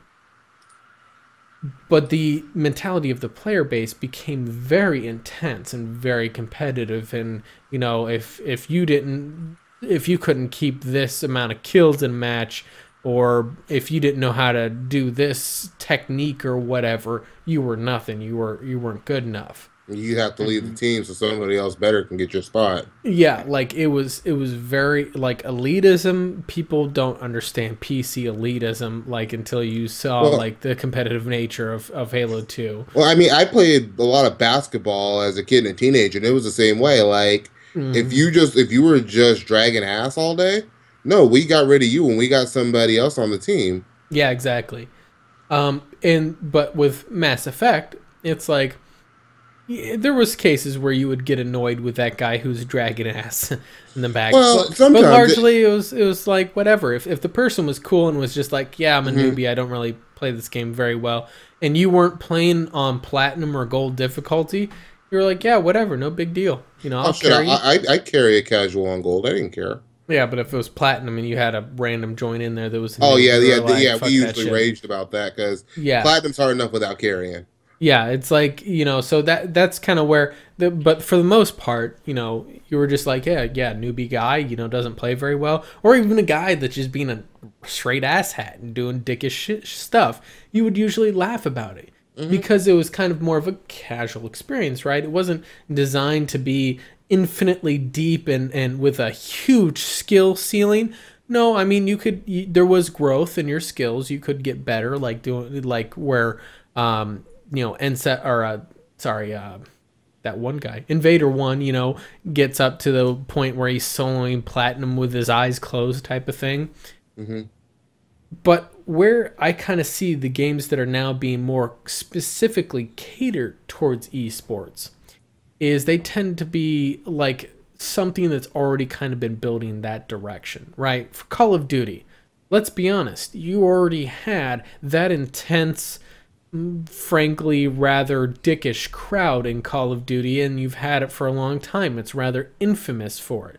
The fact that they're now just building it more towards PvP, to me, honestly, takes out some of the dumb kids that are just being dickish for the sense of being dickish, and now you get the dicks who are being dicks because they're ultra competitive, right? It's still a dick, but at least you're not as annoyed with the fact that they're a 12-year-old. Whereas, and what they do to my mom last night. Yeah, right. But you also have those games like League of Legends and Dota, which have been built and tailored and more built towards towards esports over many, many years, right? Those games have always had, like, they're, at least they're both free to play. So you think they have a low barrier to entry, but they really don't. They're very daunting to get into. They have a low monetary barrier to entry. Yeah. But they cost a lot of time. Yeah, I would say League of Legends has a very high, like, it has a much higher commitment. Like, it's it's up front. It doesn't look. It looks like it's free, but Yeah. you really try to get into it, it's not free. Well, the thing is that my point in that is actually just the way in which I interact with the game. Even if I'm able to, throw down and just play the game, I can't just like literally. I've never played this game before. Let me just turn it on and play it. Yeah, no, that's not how MOBAs in general usually are not like that. There is, you have to do like a basic week of study and research into the game before you can even fucking play the game. That's not a casual experience. Now that is where I think developing for esports really hurts a casual audience. But let's be honest. What's the most popular game in the world right now? CSGO. No. No, League, excuse me. League of fucking Legends. So my thing is that what casual audience are you referring to? Because if this game that has been tailored towards esports, that obviously to me as a casual player, I'm like, this is too fucking much shit for me to just casually pick up and play, yet it has the largest player base in the world. Does that maybe say that we might have the wrong view on this? That developing for esports doesn't necessarily affect casual players? You haven't really followed the League of Legends development like I have. Mm-hmm. So let me tell you, Riot, they definitely cater to the casual complaints. They attempt to straddle the line between the lowest of the low levels and the highest of the high levels of play, and it really damages their design, in my opinion. It really, it's the most popular game. I cannot fathom why, other than a combination of the low apparent barrier to entry combined with lots and lots of advertisement. Yeah, I think what a lot of it is now is just because it is the biggest. It's a self-perpetuating cycle now. Exactly. Yeah, this is how it is. Because I don't even like MOBAs, and I think League is just right. Like Dota alone is better. I think a much better MOBA. Yeah, well, the thing is it's still the same thing, in my opinion. Going back to it, you can see in how Riot changes things. They're like, oh, this one character that's never used in competitive but is tearing up low levels because it takes time and experience to learn how to beat this certain character or this certain strategy. Let's nerf it, even though it's struggling to be relevant and competitive. And imagine trying to do that, trying to balance around people that are complaining about things at the low level and at the high level. But let's even it's a complete cluster of game design, and I feel like you need to make a choice, unless things are like ridiculously out of hand. Obviously, you really do kind of need to make a choice. But what about Dota 2? That's again also very tailored heavily towards esports, and right now, as we speak, there is 624,000 people playing Dota 2. Right. Unfortunately, the same thing started happening with Dota, right? Dota for the longest time, and it's that Dota has had its problems in the past as well for trying to cater to both audiences. But from what I've seen with Dota, most of the time it was those crazy circumstances where something was so out of hand at the lower levels, and it was mostly completely overhauled, so it just didn't exist in its current form, and it was made to where it was usable at higher levels. But as time went on, especially recently, the balancing philosophy kind of changed, and they're also trying to do what League did and straddle the line between both levels of play. And again, I feel that the design really gets hurt from that. Yeah, well, my thing is that these are not new titles that are just now becoming popular. I mean, obviously they've been popular for a significant period of time.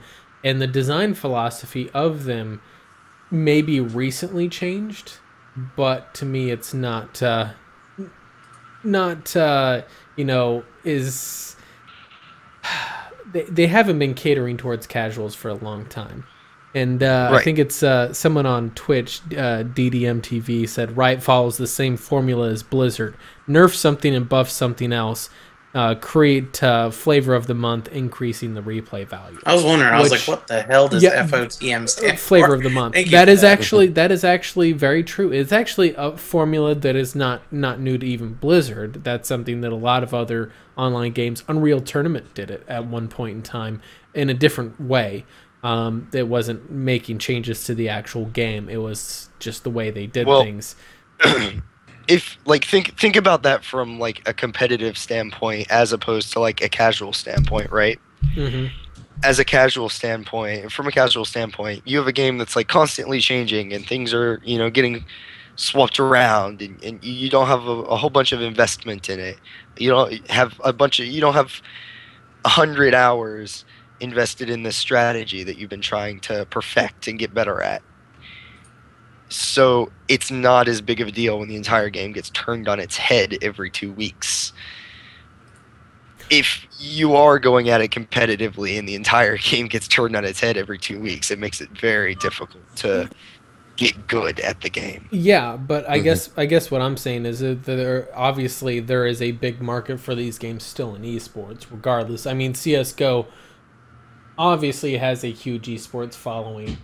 It's one of the largest, even though, just to let you know, Kev, it's not even half the peak player base as Dota 2. Just so you know. Yeah.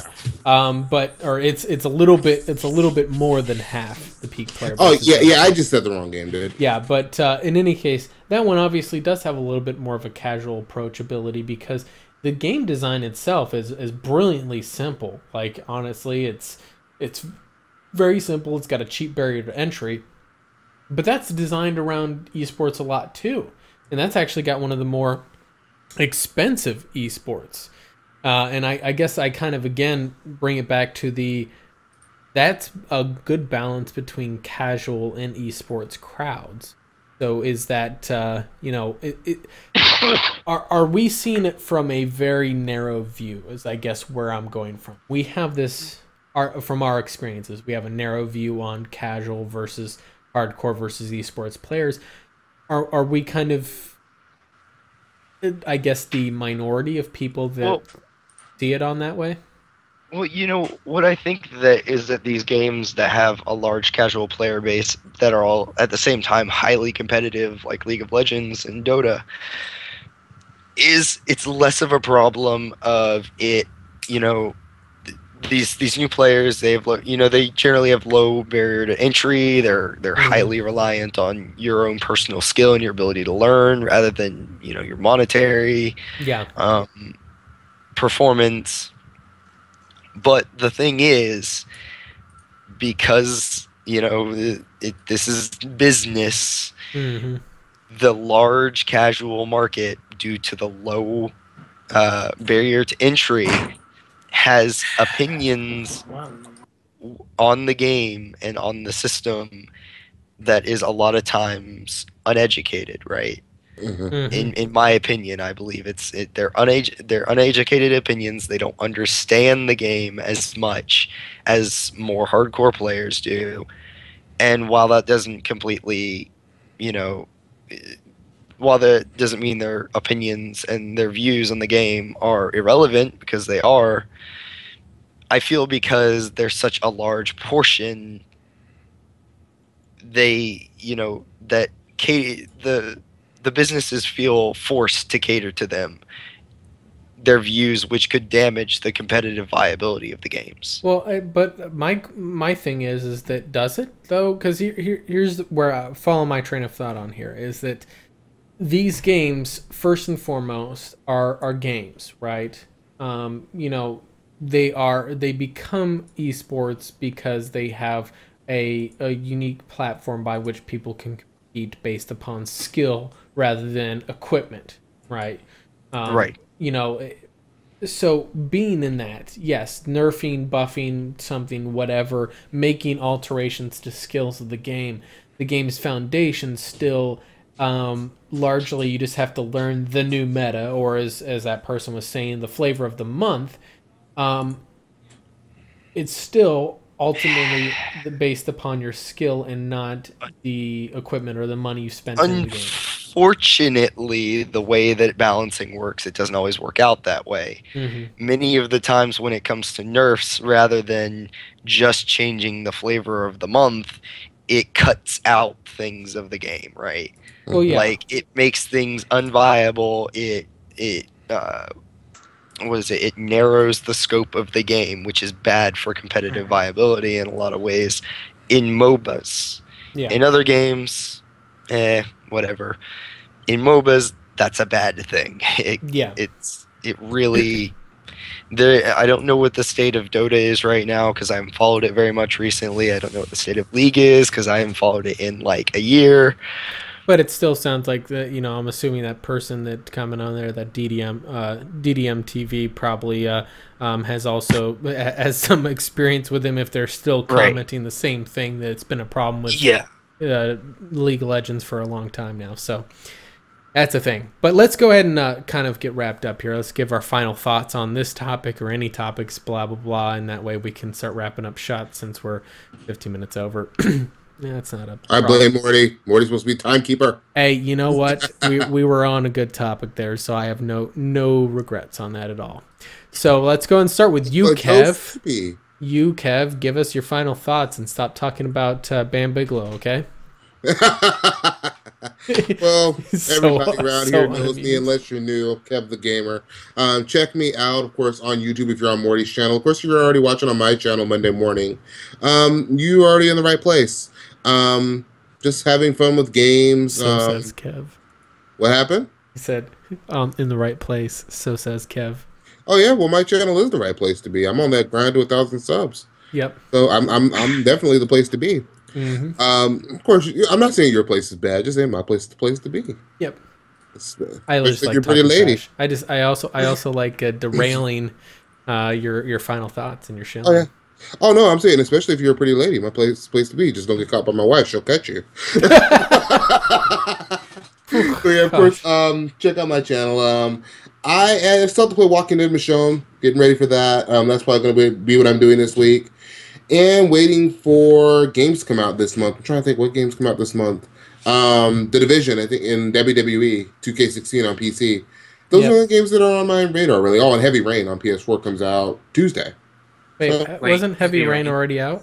Yeah, it's a remaster for PS4. I didn't have PS3. Okay, so. I was gonna say, like, wait a minute. Heavy that Rain game really needed a remaster. Yeah. Oh boy.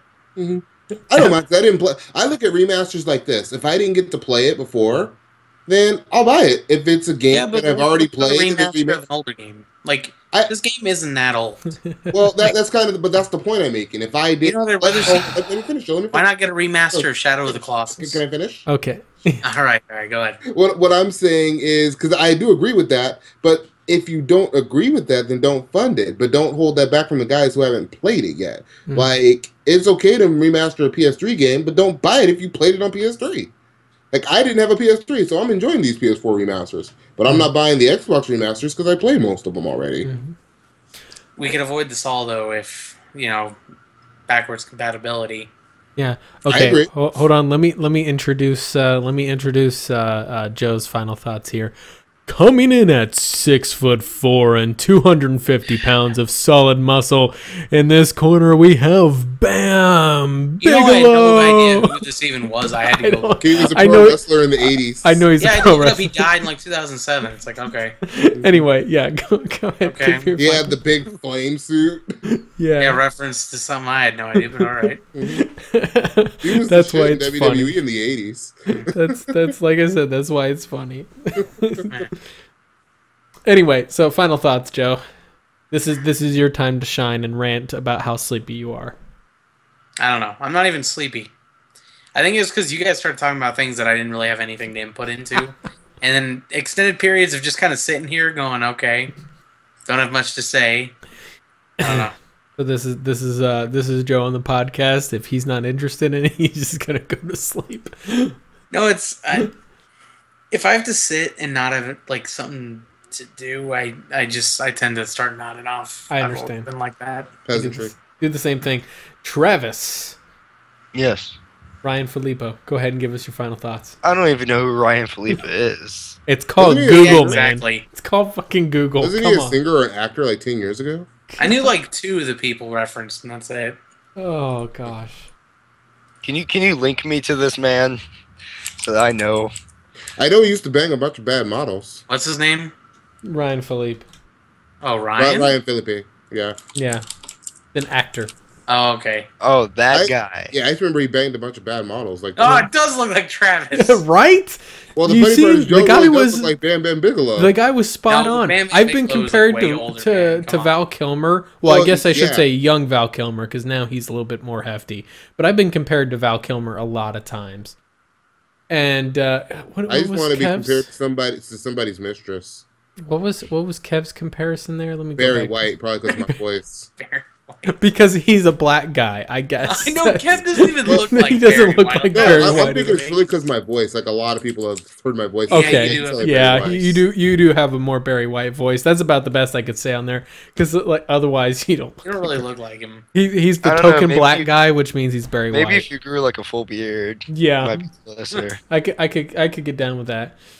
I don't know. Anyway, so Travis, did you actually give your final thoughts, or did I get derailed on the whole Ryan Philippe? I don't know. I don't know what my final thoughts are right now. Final thoughts are: I let's want get Travis on Twitch. I want more And coffee. Ascendant. Yeah, more coffee. That is a good final thought that I can get behind. Okay, guys, you guys know me, obviously, Angelus de Mortiel, the guy who's hosting this podcast. If you didn't know who I was, ow, I'm kidding. Anyway, as I always say, every week here, if you guys want to check us out live here on Cams, you can go ahead and check us out on my channel here. If you would like to see it preferred on a video on demand and want to see some gameplay on it, go check it out there on Kev's channel. You'll find the links to his channel down in the description there. You'll also find links to my Twitch channel as well if you want to watch us on Twitch so you can interact on there. At that point, we're going to go ahead and sign off this week. And because we are way over time, as we oftentimes do get overtime, it happens. Blame Morty. This is the all reason I said I didn't want to host, because I didn't want to time keep. Yep. That's because I get distracted whenever people are talking about smart things. In any case, we're going to go ahead and sign off on here next week. Check us out live here, 7 p.m. Next Sunday, as always, or video on demand again on Kev's channel. And we will, guys, see you guys next week on the Pixel Crashers podcast.